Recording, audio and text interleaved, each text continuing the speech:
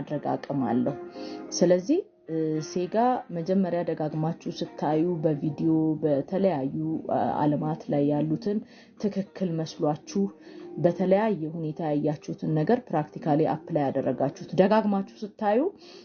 ይሄ ሰብኮንሺየስ ማይንዳችሁ ይፈልጋል ያንን አምኖ ይቀበላል አሃ ልክ ነው ማለት ነው ሞክረው ምናምን ይልሃል ተሞክራላችሁ እዛ ችግር ውስጥ ትገባላችሁ ማለት ነው ሶ ለመውጣት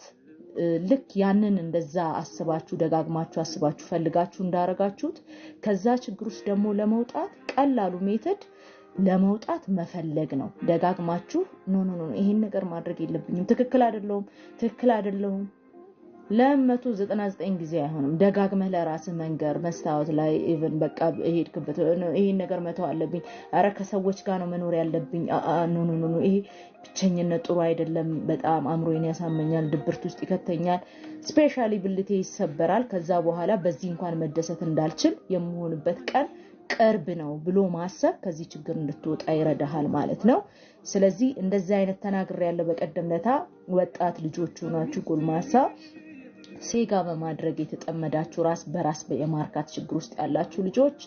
በውስጥ ጻፉልኝ ሳትፈሩ እንደዚህ አይነት ችግር